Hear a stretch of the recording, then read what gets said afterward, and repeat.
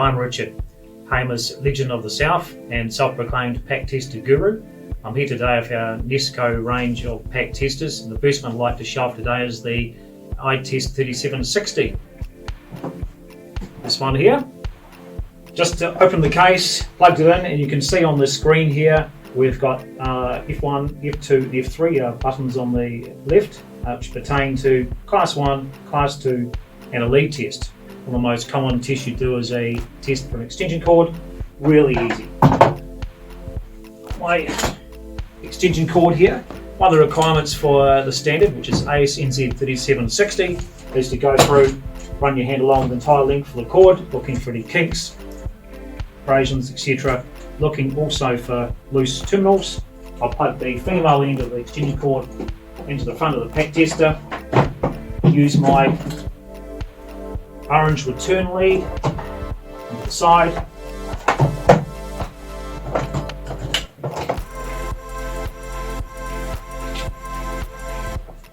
Plug in like so. In this case, we're simply just pushing the F3 button. And you'll see that go through.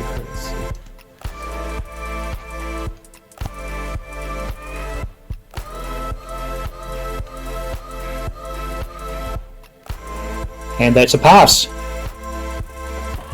At which point we'll now go through by a Nesco test tag, usually about 150mm up the female end of the plug, male end of the plug, and apply the information into our Nesco logbook. Right, with our PAT tester, as I alluded to before, there's the three buttons on the left hand side. F1 pertains to Class 1 test.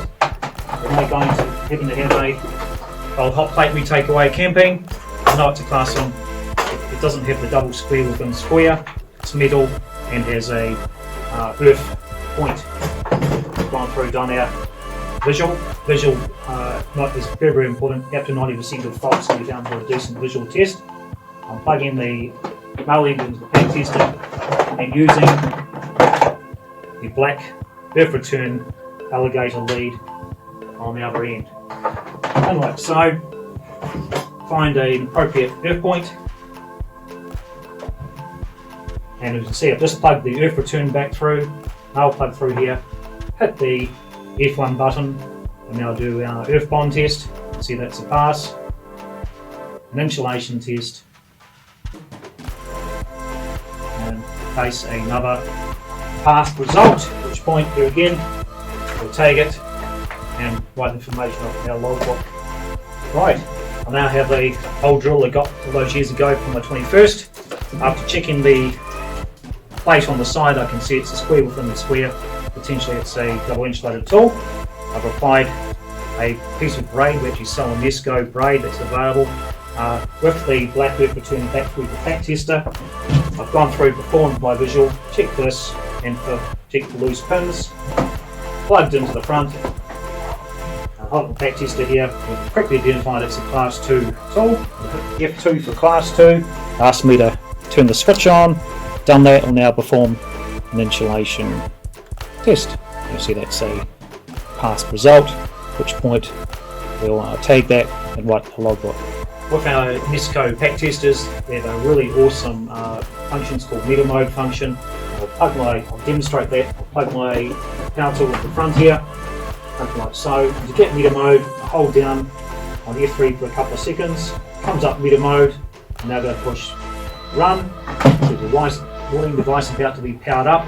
We'll push OK, and we can get some really handy data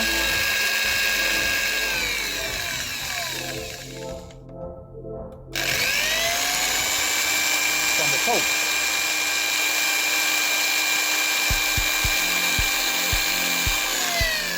We've gone through all the functionality of main menu A. Talked about a Class 1, Class 2 lead test and a meter mode function. I can push enter and I'll bring up main menu B with additional power test, leakage test and an RCD test. What we're going to talk about now is a leakage test.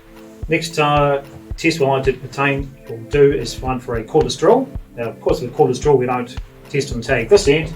It is the battery and charger that requires testing. You can see I've got my braid wrapped around here. That's a available accessory, a Nesco braid.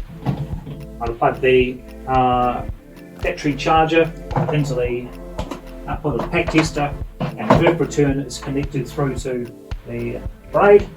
I'm now going to perform a leakage test, and it's a class 2, and it simply tells me the device is about to be powered up. We can see that the battery's flashing, it's going, and we're looking for a leakage current.